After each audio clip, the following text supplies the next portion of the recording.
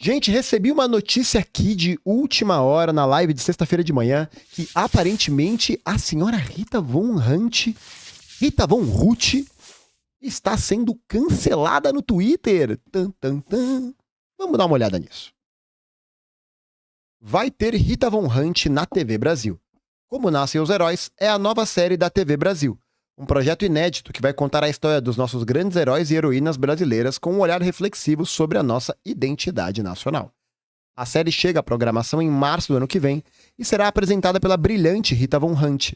Então, já sabemos que vai ser sucesso. Olha aqui, Dona Rita com Paulo Pimenta, que é o secretário de comunicação do governo. Nossa, ficou lindo esse cartaz, hein? Muito lindo. E aí, aparentemente, depois que a senhora Rita Von Hunt foi convidada a ser apresentadora desse programa, começou o show dos comentários aqui embaixo na postagem, né? Como vocês sabem, a Rita, né, ou o Guilherme, ele faz muitas críticas em relação às políticas que o governo federal tem tocado, né? Assim como eu, como o Jones, como muitas pessoas aí da comunicação. E, aparentemente, isso gerou uma reverberação, né? Vamos ver. Fico só imaginando quem ela vai escolher como heróis nacionais. Ministro e amigo Paulo Pimenta. Sou testemunha do quanto combatemos a disseminação do antipetismo e antilulismo dentro da esquerda, que serve como agenda do grupo político dessa pessoa que está ao seu lado. Peço que reconsidere a sua decisão.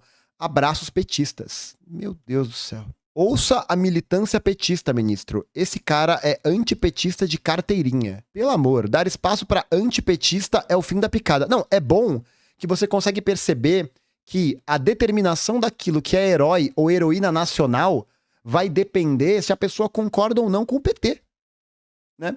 Eu acho muito engraçado, porque ao mesmo tempo em que você vê essa cobrança desse tipo de atitude por parte desse grupo de pessoas, e eu vou dizer, né? Eu acho que isso não representa todos os militantes, não representa todo o corpo de militância do PT, das suas diversas correntes, dos seus diversos espaços públicos e políticos, né? Mas essa galera que faz barulho é engraçado, porque ao mesmo tempo que eles estão cobrando essa posição do Paulo Pimenta da SECOM, você não vê esse tipo de posição cobrando, por exemplo, a respeito dos ataques que foram realizados aos pisos constitucionais de saúde e educação. Você não vê o mesmo tipo de assertividade cobrando o governo sobre o projeto de privatização de presídios. Você não vê a mesma cobrança sobre a aprovação do programa de PPP. Você não vê nada disso, né? Você não vê nada disso. Mas quando você vê que alguém que faz críticas ao governo... E assim, acho que vale a gente lembrar, né, que o próprio Lula, num tweet... Renato, coloca aqui na tela, por favor. Vale lembrar que o próprio Lula, antes de ser eleito, fez um tweet falando pras pessoas que, ó, galera, me critiquem e me cobrem. Aparentemente, né, não era tão assim. Olha aqui, com certeza... Ó, por isso que eu tô falando, com certeza será um sucesso, imperdível. Não compactuo com antipetista, ministro Paulo Pimenta. Influenciadora da esquerda, Rita Von Hunt reprova voto em Lula no primeiro turno. Muita gente boa por aí e vocês escolhem um antipetista. Assim fica difícil. Quem cria cobra, uma hora é picado. Nossa, essa aqui... Esse moleque fantasiado de Margaret Thatcher fez graves acusações contra a campanha do Lula em 2022. Porra, muito bom. O cara meteu uma foto do Lula no Yoda. Perfeito. Olha isso aqui. Isso é sabotagem, ministro. Não tem como defender. Puta que pariu. Colocaram uma esquerdista sectária antipetista e, pra fechar o combo, uma drag numa TV pública. Nada contra! Em condições normais. É o famoso nada contra. Até tenho amigos que são, né? Mas na atual conjuntura é um prato cheio para os bolsonaristas. Sabe o que é um prato cheio para bolsonarista? É deputada federal eleita pelo Rio Grande do Sul ter votado contra o perdão das dívidas do Rio Grande do Sul e isso ter sido usado como argumento numa eleição municipal. E sabe onde isso aconteceu? Em Porto Alegre. Nossa senhora, pelo amor de Deus, velho. Caro ministro, a Rita disse que não voltaria no Lula. Isso é uma incoerência terrível. Pelo amor de Deus, gente. Não, pelo amor de Deus. Deixa eu até sair aqui da tela, porque isso não tá dando. Não tá dando. Gente, seguinte, vamos lá. O trabalho que a Rita Von Hunt faz no canal do Tempero Drag é um trabalho, assim, magistral, exemplo de comunicação. exemplo de abordagem de vários temas a respeito da realidade brasileira e da realidade da análise da crítica de cultura, da ideologia, da política, etc, etc, etc. O que é muito surpreendente nesse campo é perceber o quanto existe de despolitização. Para mim, esses comentários que aparecem aí no Twitter refletem muito esse tipo de idolatria que está sendo produzida em relação ao governo do PT, em relação ao Lula. Porque a gente observar que existe uma mobilização tão grande por causa de alguém que faz críticas ao governo e não existe uma mobilização no mesmo nível, né, no mesmo tipo de assertividade, de intensidade, para poder combater as políticas antipovo que o governo tem tocado, e aqui vale, né? Vale a gente dizer, arcabouço fiscal, decreto de 25 de abril de 2023 e vários outros programas não são obras do Congresso Nacional, são obras que partiram da esfera do governo federal.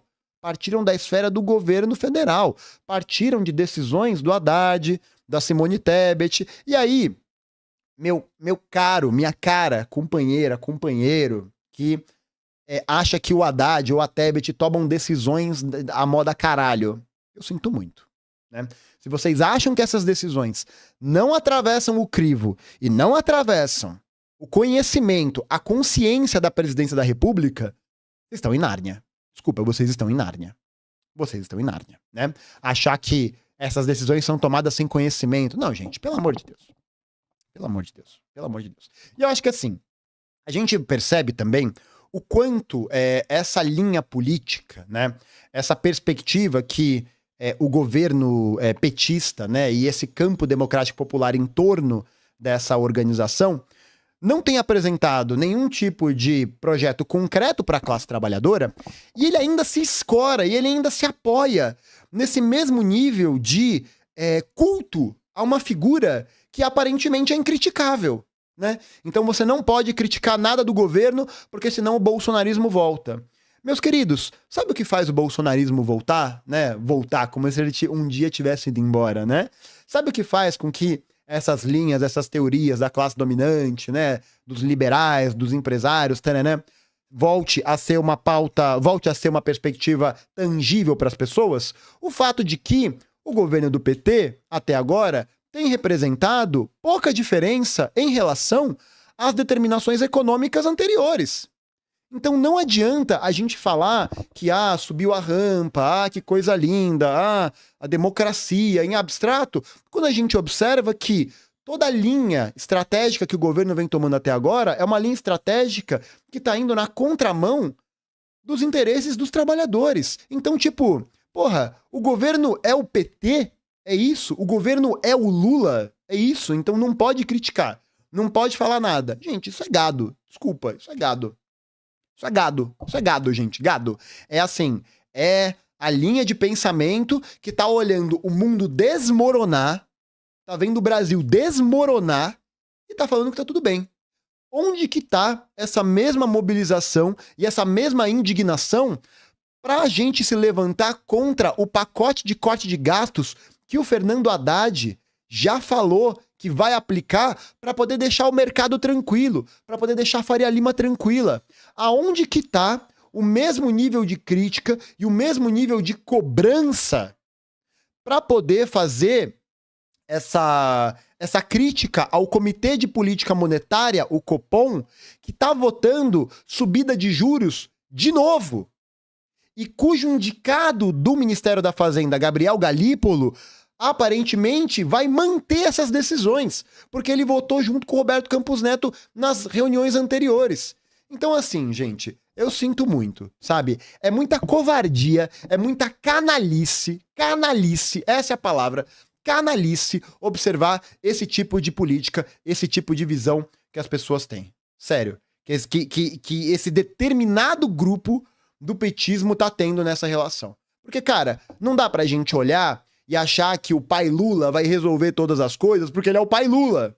Tá ligado? Porra, parece que você tá lidando com uma compreensão de política, que é uma compreensão de política que você espera a garantia desse grande resolvedor, né? Dessa grande sabedoria, porque vai vir, eu tenho certeza, vai vir um monte de comentário nesse vídeo falando: ah, os comunistas não elegem ninguém, você tá querendo criticar o governo Lula, tá querendo criticar o governo do PT, porque... mas você nunca governou, você nunca não sei o quê. Porra, cara, não dá pra acreditar. Sério, não dá pra acreditar, gente. Não dá pra acreditar. E é aquela coisa. Em 2022, eu também não puxei voto pro Lula no primeiro turno. E eu falei isso várias vezes. Falei, galera, o governo Lula não vai ser um bom governo. Não vai ser bom. Não vai ser ótimo. Não vai ser incrível. Mas a gente precisa tirar o Bolsonaro. Acabou, acabou, acabou. Precisava tirar o Bolsonaro naquela ocasião. E acabou. E acabou. Segundo turno, a gente fez campanha para votar no Lula em peso. E se a situação fosse a mesma de novo, eu faria campanha de novo. Faria campanha de novo. Antes que venha algum vagabundo falar que, nunca fez nada, não sei o quê. É que o perfil antigo caiu, né? Mas eu fiz vários TikToks, vários Reels. Eu publicava um Reels por dia, sobre as mentiras que o governo Bolsonaro estava propagando e a gente precisava espalhar para combater. O meu TikTok sobre a criação do Pix bateu 1 milhão de visualizações. A gente acompanhou a apuração do segundo turno. A gente chorou ao vivo quando viu que o Lula tinha virado e ia ganhar. Então, cara, não dá para acreditar, velho. Sério, não dá para acreditar nesse tipo de canalice. Não dá para acreditar nesse tipo de conduta. E eu acho que isso demonstra muito bem um certo caminho que, pra mim, e eu já falei disso, né, em outros vídeos, e como isso, pra mim, expressa a realidade, que é o fato de que, hoje, a hegemonia do campo democrático popular, ela é representada por um projeto que, no final das contas, visa manter a gestão do capitalismo brasileiro, então você manter agro, manter banco, manter essa estrutura de dependência com um discurso que supostamente se coloca como a abrangência democrática, né? É claro que a gente percebe que há existe, evidentemente, né, por parte do governo Lula, do governo do PT, uma inclinação muito maior para você defender processos democráticos, né? Não existe um flerte golpista como existia na época do Bolsonaro. Isso é fato. Mas fora isso, né? Fora essa perspectiva, as diferenças são cada vez menores. As linhas de diferença são cada vez mais tênues. Tá ligado? Por quê? Porque a política que o governo Lula tem tocado até agora parece ser uma política que é o seguinte, né? Parece uma política de... como é que é o nome daquilo? Extorsão. Parece uma política extorsiva. Porque você fala assim, a gente vai aprovar todos os programas antipovo, a gente vai aprovar todos os programas para diminuir o orçamento público, para privatizar, para isso, para aquilo outro. Qual que é a justificativa que aparece? A gente tem que aprovar, senão o Bolsonaro volta. Então você vai elegendo, né, essa figura externa, você vai elegendo, né, esse ser dotado de maldade, esse ser externo, o inimigo, né, que impede que a gente... E você vai aprovando um monte de merda atrás. Vai aprovando um monte de coisa. Por quê? Porque você fica nessa, né? Senão o Bolsonaro volta. Mas aí, assim, parando para analisar muito meticulosamente, né? A condução política dessa hegemonia do campo democrático popular, ela tem apresentado derrotas sistemáticas para a classe trabalhadora. E assim, você não precisa fazer um esforço muito grande para observar isso, né? A história só surpreende quem nada dela entende. Nas eleições municipais de 2024, a gente viu que o campo democrático popular diminuiu sensivelmente o número de prefeituras. Diminuiu. O PT ganhou em uma capital, em Fortaleza, e só. E tomou nabo em todas as outras. Aí vai ter gente que vai falar, é o antipetismo, né? É essa imagem, é a fake news, é não sei o que lá. E nessa linha de você sempre responsabilizar um outro, né? Você falar que o problema é outra coisa, é a fake news, é o Bolsonaro, é isso, é aquilo, é aquilo, é aquilo outro, a gente percebe que, ao mesmo tempo em que existe essa responsabilização de um agente externo, não existe uma vista interna para se pensar qual é o problema que o governo tem conduzido até agora. Qual é a responsabilidade do governo nisso? Pô, gente, sinto muito, sabe? Sinto muito. Não dá pra achar que o povo vai ficar nesse apoio de gado mesmo, né? Tipo, apoiem o Lula, né? É quase um... É um culto, é isso, você fica assim, né? Você não vê os erros, você não vê o plano político geral, você não vê nada.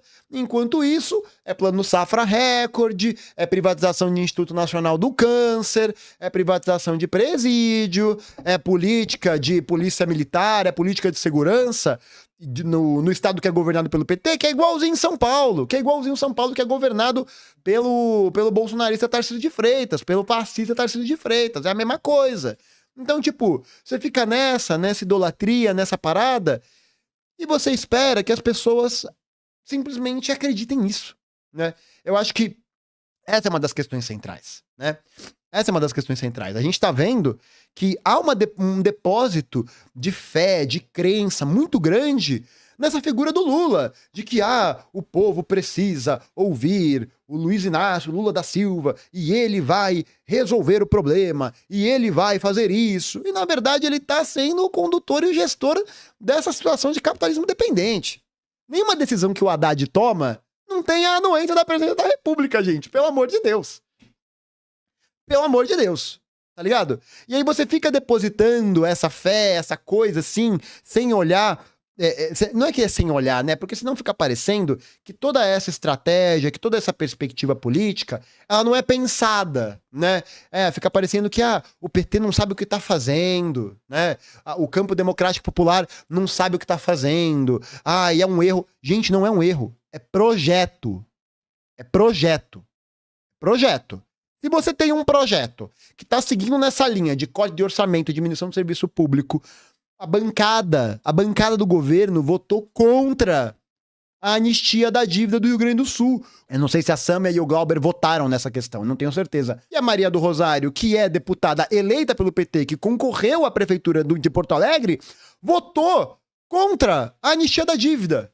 A Fernanda Melcona votou a favor. Agora, o que a gente observa? A gente observa que essa fé cega, né? Essa fé que eu acho que essa questão. Em 2022, a gente tinha, naquele período, uma unidade construída no segundo turno em torno do Lula como uma figura, né, pujante, uma figura poderosa, isso ninguém pode questionar, para poder apresentar essa alternativa de saída ao bolsonarismo, né? Então, naquela época, eu acho que existia uma legitimidade com relação à confiança do que poderia ser um avanço do campo popular. Mas quando essa época acaba, que é o que a gente está lidando hoje, qual é a unidade ou qual é a esperança que existe em torno de um projeto conduzido pelo campo democrático popular? Porque a hegemonia do campo democrático popular, esse setor dominante, né, do lulopetismo, não apresenta nenhum projeto para a classe trabalhadora.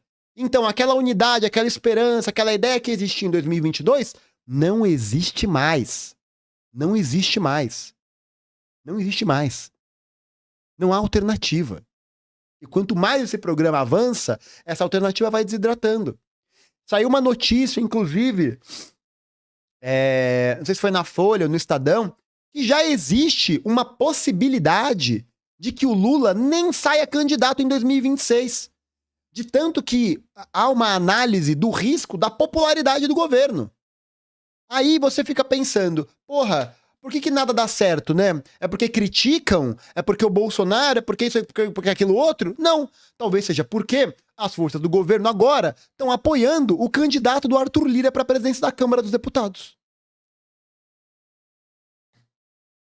O deputado federal Hugo Mota, que é do Republicanos, candidato do Arthur Lira, já está recebendo apoio oficial de praticamente toda a bancada do governo, toda a bancada petista. E aí, é o que eu falei já várias vezes, né, gente? Eu falei sobre isso muitas e muitas e muitas e muitas vezes. É o Arthur Lira, é o Bolsonaro, é o Roberto Campos Neto, é o Lobo Mau, é o vilão. E aí você olha pro vilão, você olha pro grande demônio, você olha pro grande responsável e você diz, o problema é ele. Temos que combater ele. E veja, isso é verdade. É necessário combater esses agentes. Mas a partir do momento que esses agentes se retiram de cena, e aí você tem a colocação de pessoas que vão conduzir o mesmo tipo de projeto político que eles estavam conduzindo, mas agora com o apoio das forças progressistas, você vai falar o quê? Você vai falar o quê? Vai falar o quê agora? Né? Porque se você criticar o Hugo Mota, por exemplo, né, que é o candidato do líder que está sendo apoiado pelo PT, é capaz de você sofrer hate. É capaz dos caras te chamarem de gado, de agente do imperialismo, de recebedor de Pix dos Estados Unidos. Porra, gente, pelo amor de Deus, velho. É um negócio assim, é inacreditável. É inacreditável. E aí você olha pra isso, um trabalho que é o caso do trabalho da Rita, comprometido, sério e principalmente coerente. Coerente, né? Coerente. O Gui faz as críticas, faz os apontamentos, faz as questões e tem coerência na crítica dele, tá? O que não tem coerência é essa alucinação que esse grupo de militantes lulopetistas tem nesse contexto. Que estão... É delirante. É delirante. É delirante. Se você troca Lula por Bolsonaro nesse sentido, nesse aspecto, a diferença é cada vez menor. A diferença na defesa acrítica, nessa defesa quase irreal, é cada vez maior. Tá ligado? Aí vai reclamar. Aí reclama, né? Aí reclama que nada dá certo, nada funciona. E esse, gente, é o caminho, é o campo, presta atenção no que eu tô falando. Porque praticamente tudo que eu falei até agora, se concretizou. Se concretizou. A única coisa que eu disse que não se concretizou foi Pablo Marçal no segundo turno das eleições municipais aqui em São Paulo. Mas isso aí eu fui pego no contrapé, tá bom? Acho que muitos de nós também, né? Só que pode anotar. Esse desgaste que o lulopetismo tá sofrendo e que tá sendo o condutor dessa política vai ser utilizado como a justificativa para a colocação do lulopetismo em comparação ao bolsonarismo e vai dizer, esses dois aqui são os extremos. Então, de um lado a gente tem a polarização de esquerda e do outro lado a polarização de direita. Qual que é o caminho? É o centro. Qual que é o caminho? É a saída da polarização. Qual vai ser a saída da polarização, gente? Qual vai ser? Um PSD da vida. Um União Brasil. Quiçá um MDB. É esse que vai ser o caminho. É esse.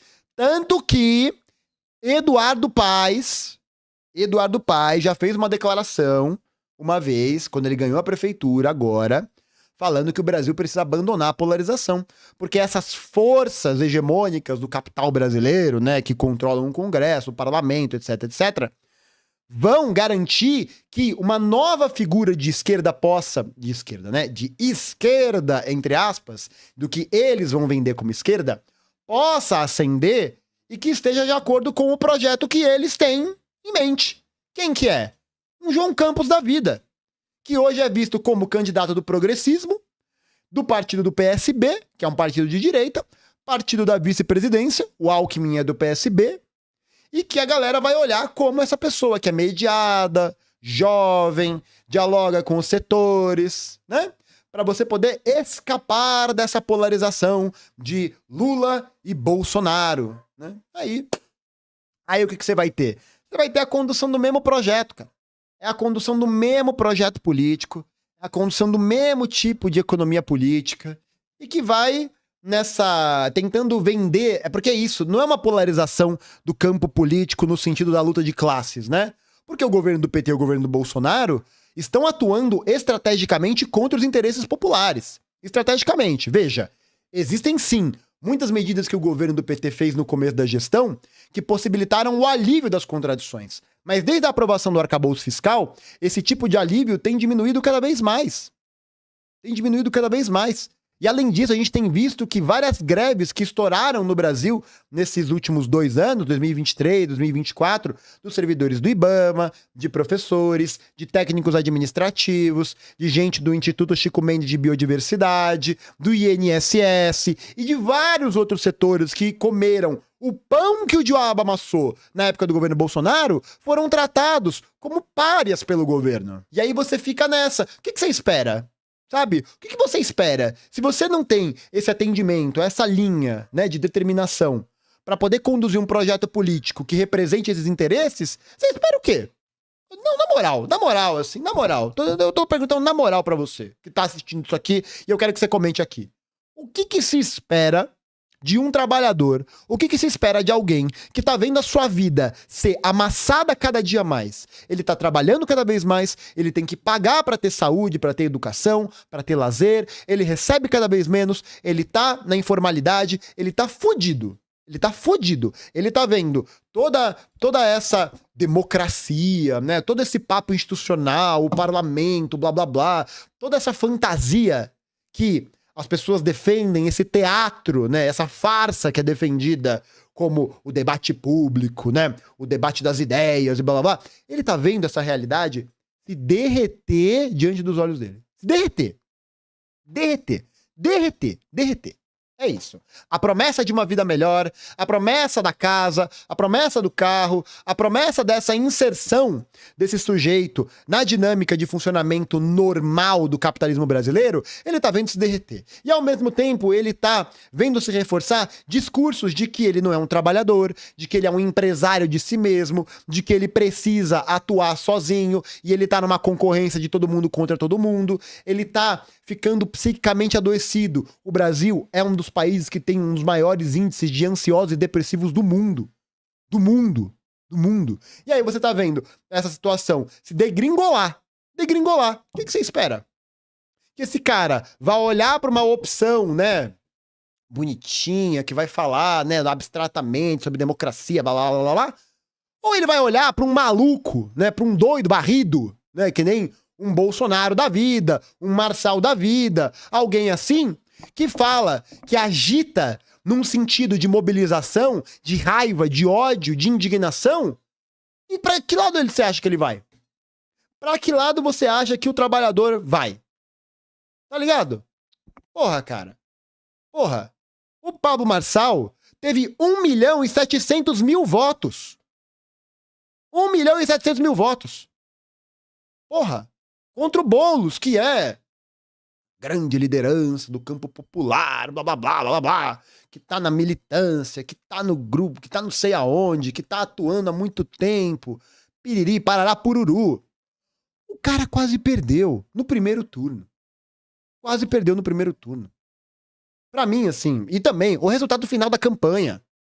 O cara, depois de ter rebaixado o programa, de ter feito aceno pras políticas de Marçal, Tabata Amaral, dessas porcaria, fez aceno pra tudo isso, tentando ganhar.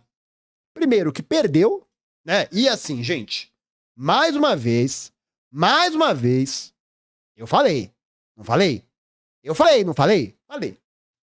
Falei que achava muito difícil ganhar, que era muito difícil, não sei o quê, e a galera falava pra mim, nossa, não sei o quê, o pessimismo, ah, não, mas mais, também acho que é ruim, mais, tá aí. Não, e aí o diagnóstico é o seguinte, não só não ganhou, como 2 fatores agravantes. O primeiro, teve 11 vezes mais orçamento. Eu vou repetir. A campanha do Boulos, em 2024, teve 11 vezes mais orçamento que a campanha de 2020. 11 vezes. 11 vezes. 11 vezes. Ganhou 0,03% a mais de voto. Ele terminou a campanha de 2020 com 40,62% e terminou essa com 40,65%. Porque já tem gente, e de novo, né? Você percebe o quão a gente precisa fazer uma crítica que não seja uma crítica só do avanço do capital, do avanço do dinheiro nas campanhas. Porque tem muita gente falando, ai, é impossível ganhar, porque a direita e as forças dominantes têm muito mais dinheiro, tem muito mais recurso, tem muito mais possibilidade, blá blá blá, blá blá blá. Ai, que dó. Ai, tadinho da gente que não tem dinheiro. Porra, mano. A campanha do Rick Azevedo no Rio de Janeiro quase não teve orçamento e o cara se elegeu vereador, porra. Porra, o que você explica nisso? Tá ligado? Porra, quando que esse campo vai parar de fazer narrativa de coitado e vai começar a entender que o problema, talvez, também esteja no que esse programa político tá oferecendo? O que o programa político progressista hoje oferece? O que ele oferece de diferente? O que ele oferece que a classe trabalhadora olha e fala, foda, moleque. Ó, isso aqui, ó, brabo, tá? Isso aqui é foda. O que faz? O que oferece? Oferece o quê? Porra, cara. Aí fica nessa. O problema é o dinheiro. O problema é o Bolsonaro. O problema é isso. O problema é aquilo. E nunca é a responsabilidade de quem tá conduzindo. Nunca. É sempre alguém de fora. E, inclusive, teve liderança do PT, Gilmar Tato do PT, saiu uma reportagem, uma matéria outro dia, falando que algumas alas haviam indicado para que o Boulos se juntasse ao Nunes. De que o partido se juntasse, desse apoio ao Nunes, ao Ricardo Nunes, pensando em 2026. Ó, eu não tô enlouquecendo, quer dizer, eu claramente estou enlouquecendo, né? Não, he's losing it. Nossa, claramente ele tá ficando maluco, tadinho. Pra ninguém falar que eu tiro as informações do meu brioco. Mirando 2026, PT poderia ter se esforçado para se aliar a Nunes. Puta que pariu! Puta que pariu! Como que pode, velho? Aí vai falar que o problema é o identitarismo. Aí o problema é a linguagem neutra. Aí o problema é tudo. Menos esse tipo de declaração de merda. Não, lamentável. É assim... É um rebaixamento que... E assim, e você percebe que é uma questão de partido. Não é uma questão ligada a um projeto político. Não é uma questão ligada ao atendimento do interesse da classe trabalhadora. Fala assim... Para Tato, a cena de Nunes à esquerda geraria a situação mais confortável para o PT em 2026. Tá ligado? Oxi, por que tá como meu time? Oxi, por que o esporte tá aqui como meu time? Oxi, nada contra o esporte, hein? Tá ligado? Aí é foda, né, gente? Aí é foda. Enfim. Não dá pra se pensar um processo de avanço pra classe se não tiver algum tipo de plano pra isso, velho. Esquece, sabe? Enfim. Esse vídeo ficou muito longo, ficou um desabafo enorme. Comenta aqui embaixo o que você acha, me joga hate também, não tem problema, joga aí no Twitter, ó galera, twitteira petista, pode, mano, arregaçar de corte, velho, na moral, pode, por favor, me cancelem, pelo amor de Deus, é isso, pronto, joga na rede petista e, mano, vapo, é isso, entendeu? Pra terminar, 87 é do esporte. Esquece. Pode chorar, Flamengo. Pode chorar.